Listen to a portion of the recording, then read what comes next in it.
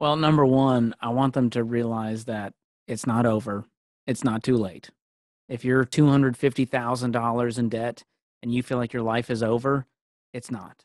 And I've met people time and time again who have paid off more than that and have sacrificed and have been in worse spots than they've been.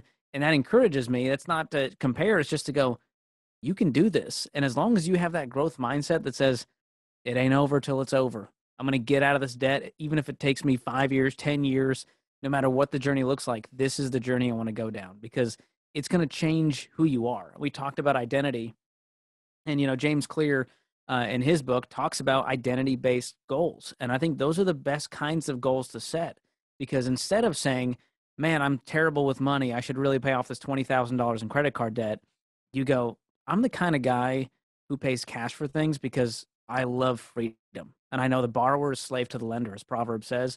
And therefore, I don't want to touch debt because it's a principle I have. Even if I can pay off that credit card every month, Yeah. I'm not going to use it because you play with snakes, you get bit.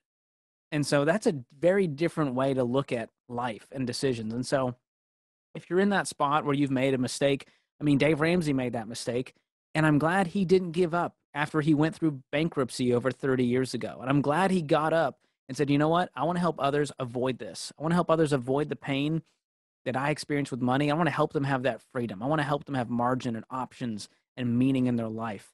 And I'm glad that he's been down that path for over 30 years now doing this stuff. And he's grabbed people like me along the way to help him. And man, there's so much purpose on the other side of people's pain. And I Yeah. think if they dig deep enough and they're willing to do whatever it takes, amazing things will happen and it becomes a part of their story. And yes, we wish it didn't happen. No one wishes pain upon anyone or bankruptcy upon anyone.